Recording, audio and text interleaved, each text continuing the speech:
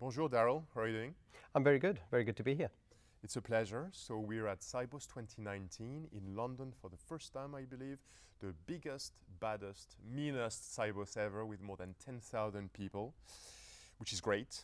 So I know how very little time you must have. So thank you again for being with us. It's a pleasure.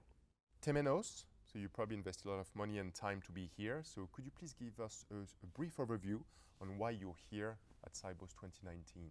For Temenos, it's really important to talk to the banks and talk to them about where the issues are and what the problems are that they're facing. So for us, as part of being here at Sibos, it's to understand the trends in the market, where banks are thinking, what they're thinking, and to help them with that journey. We obviously in Temenos speak to a lot of banks on a regular basis. We have more than 3,000 customers. So for us, it's always good to be where our clients are at and understand what they're looking at. And when you say banks, I mean, it's the broad term, like banks, financial institutions. We're not talking just the biggest, largest financial institutions. Absolutely not. Also the more agile, youngest, baddest as well, potentially fintech organizations. That, I think, is part of where the market is changing and how fast the market is changing. We're seeing a lot of new entrants into the market. We're seeing a lot of bigger banks even starting off with small banks as a second brand, or starting with speedboat brands or neobanks as their introduction into trying to be more cool in the market. One of the easiest way to do so, because you detached your brand, you've got a bit more latitude. It's another opportunity to maybe appeal to a new market, younger market. So that makes sense. So 2019 is almost over already, which is crazy. Could you please share some of your experience of 2019, your views, and especially the key challenges your clients or the market were facing this year? And then we'll talk about 2020. So what are the top three maybe, or a few challenges you believe? One of the biggest challenges that banks seem to be facing is dealing with engaging with their customers with their legacy software, their spaghetti software that they're sitting in the back. They don't know how to engage with their customers through multiple channels, through omni-channel, whilst dealing with that infrastructure that sits at the back. So banks are really looking at, how do I make it more efficient? How do I engage with my customer better, and at the same time be that cool bank that everybody's looking to be? There's so many new cooler banks that are out there that people actually want to bank with, that I see as one of the biggest challenges that I've seen in 2019. One of the other challenges that banks are facing at the moment, of course, is customer engagement in general. Customers are used to now engaging and being felt or feeling like they are the market of one. If you look at Netflix, I get recommendations that are specific to me. Or I look at Amazon, I get recommendations that are specific to me. They want banks to do the same thing. Some of the biggest retailers in the world don't have a shop front. And banks are starting to see that actually, competition is very rife, but I need to make sure that my customer feels like he's the customer of one, that you're the only customer in the bank and I'm going to give you all of that. So that's another challenge that banks seem to be facing. Well, I think we don't have enough time today, but I'm a huge lover and customer of Amazon and Netflix. I personally think that Netflix doesn't offer me the right content anyway. But you're right. I mean, they're always named and they're much better than most organizations. If we step back, I mean, you talked about the level of engagement and the quality of those engagement and experience it with customers. I've been in the business for 20 years, probably been also equally long. We talked about multi-channel banking forever, so the ability, the utopia which seems crazy, right? To be able to start a conversation there, then go back to go to a branch, and then resume the conversation, and the continuity. There's very few banks actually. Which still manage to do that in 2019. Yeah. So if we deep dive a bit and we talk about the very concept of customer intimacy, which is what it is, we've got data. How can we use that data to do a better job engaging and providing the right insights or the right product at the right moment in time on the right channel? How does Temenos help their customers do that? So their banks being more, again, savvy and creating that intimacy with their own customers. I think there's two things to that. And one of the sayings that I use quite often is, life is what happens when you're trying to do banking, right? And honestly speaking, when you're looking at how a customer engages with the bank, you have to anticipate life happening. There's multiple examples of this, but one of the examples that I give is, let's just say, I'm applying for a product at a bank, and I'm walking through the process, and I've got my phone in front of me, and I'm applying for an account. But you know what? I happen to be on the London Underground, and I'm overground at this stage, and in 2 minutes' time, I'm going to be underground. Guess what? I'm not going to have signal on my mobile phone. So engaging with the customer has to be something that allows for these scenarios that happen as part of life, which means I don't want to have to now reapply for that product or start from scratch. I want to make sure that the bank is looking after me. And this is some of the stuff that Temenos does and helps banks do, is whilst the client is filling in this, we're saving that form. So that, you know what, I lose my signal, I get out of the tube and I'm like, right, I've got to start that process all over again. You may have lost a client as a bank at that stage because now I'm going to go and look somewhere else. But if you send him that link, if you've structured your data in the right way, if you've used the data and had follow-up type information right at the beginning of that process, it means you can go back and say, hey, you know what, you were on step 5 of 6, I've got all of your data, do you want to continue? Click on this link. That's engaging with the customer through his life. It's thinking about how people really live. And that's what I talk about in terms of customer engagement. It's not just about selling a product, it's about understanding what a client is doing when they're buying that product. And here we're not talking just about super forward-thinking, new, crazy ways to engage with customers. This is stuff that's today. So 2 things I have that is great. Thank you, Darryl. One is one comment. If you were in the Paris metro, that wouldn't happen. The there you reception go. is gonna, when is it going to happen in London?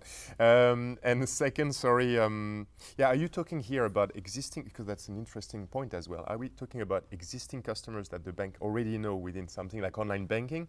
Or are we talking to potentially new-to-bank customers or prospects, so you manage to provide that level? New-to-bank customers. So designing the journey, and this is where design thinking comes into it. This is about customer experience.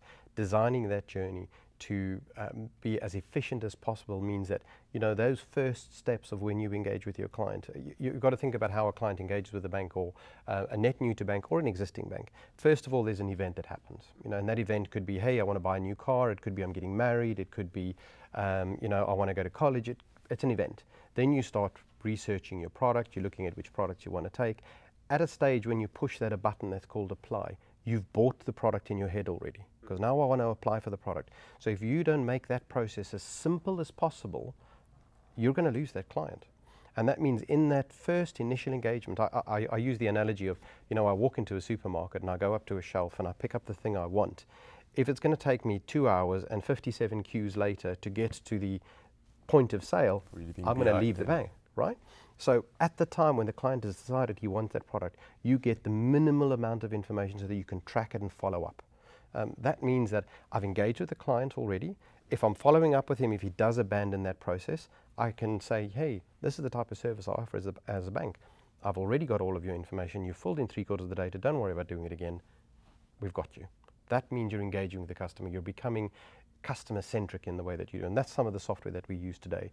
You know, we've got multiple examples of where we're doing this for wealth clients, where we're doing it for, you know, business banking, where we're doing it for retail banking. There's so many examples of how just changing the way that a client engages with the bank through the journey that they're going on makes such a difference. And I was going to say, I mean, it's almost that concept that Google came up with a few years back of 0 moment of truth. You know, it's like, it's your first interaction potentially with a new financial partner, which is very important as a choice or decision, because you could go Absolutely. and stick with them for years, as we know in the industry. So if you don't get it right, if it's already difficult, there's a lot of friction, and it's hard just to, you know, choose them as your financial partner. You're right. I mean, a lot of, especially younger people, probably like a bit like high expectations, fast, you know, on demand. Of course. They probably go somewhere else. Instant gratification. So that's very good. Yeah, thank you very much for those insights. We feel like, of course, that the industry is going towards an ecosystem type of engagement, like platforms, giving the ability to financial institutions, big and small, to potentially collaborate and together create new interactions, new user experiences. Correct. So I believe that you're working on or very closely with one of your solutions, like Temenos Infinity. Am I correct? So we're talking cloud, probably analytics, and so on.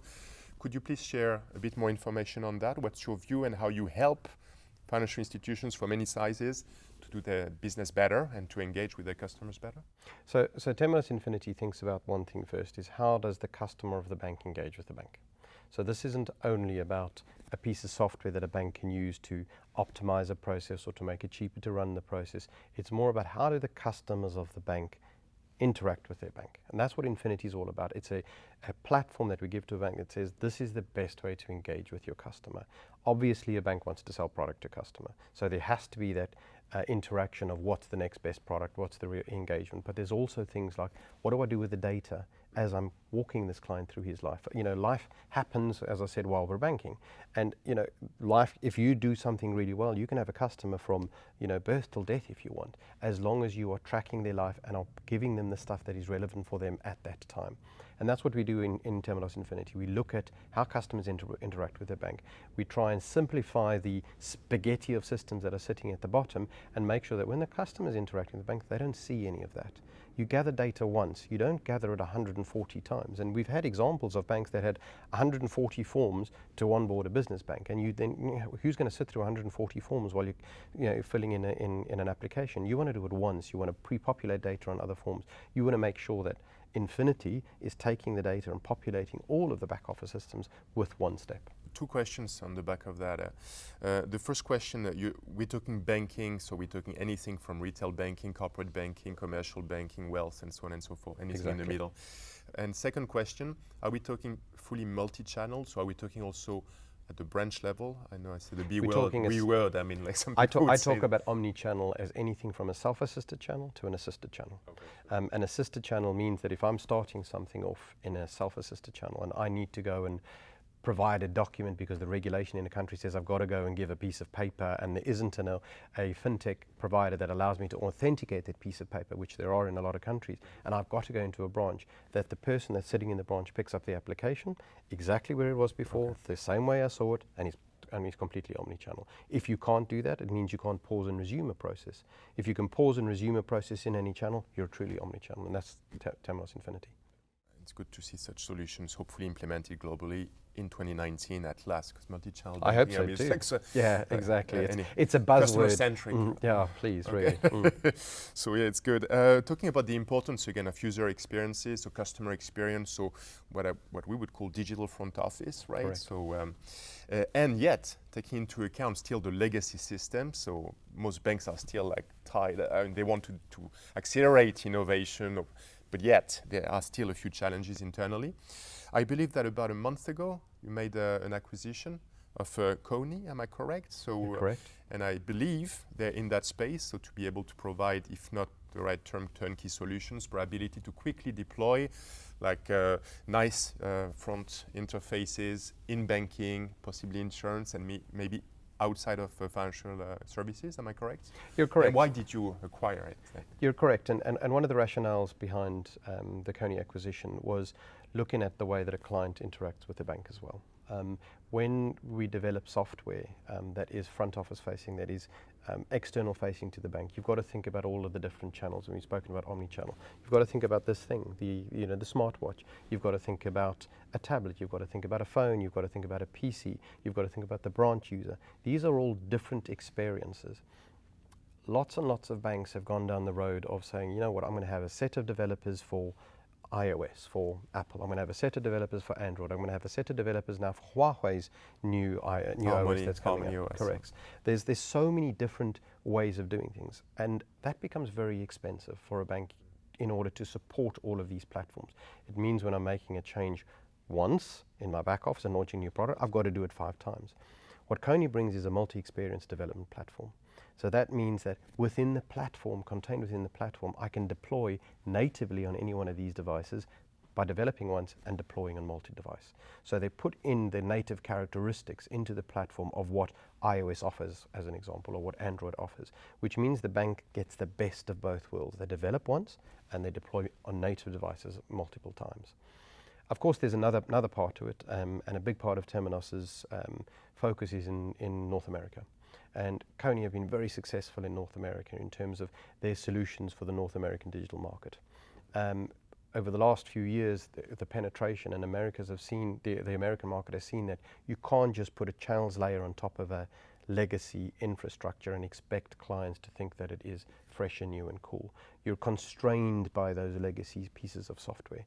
And Kony's been very good at abstracting that difficult, heavy piece of legacy core banking that particular client has had, and saying, you know what, you can take Infinity, which is a Temenos product, which is abstracting all of that complication, omni-channel through all of those processes. So it really alleviates the bank from having to think too much about, oh, I've got this big ship and I want to change this big ship at the bottom. But at the same time, with Infinity, you can start, You can build and migrate, we call. So you can start with the front office, give them that application. And you know what? When the bank is ready at the right time, they can start migrating pieces of that to Temenos' core banking platform. It allows the bank to not only give their clients that innovative experience where you're using a lot of fintech providers as part of the journeys for all of these processes that they have, at the same time as slowly but surely renovating their back office to something more modern, more 24/7, more digital, like Temenos T24 Transact. So it gives them like almost potentially a staged approach to refreshing, innovating, and yet some quick wins which can be achieved very quickly at the front end. So thank you. The last question, very briefly. According to you, can you think about one key challenge or topic for 2020 in financial services? How to make the best use of AI, explainable AI. In other words, explain this decision that the AI is making, and not only use that for process optimization, but use it for customer engagement. I think that's one of the things that we're going to see in 2020. Perfect. Thank you very much for your time, Darryl. Thank you very much. For Sibos 2019. Thank you very much. Very good to have been here. Thank you.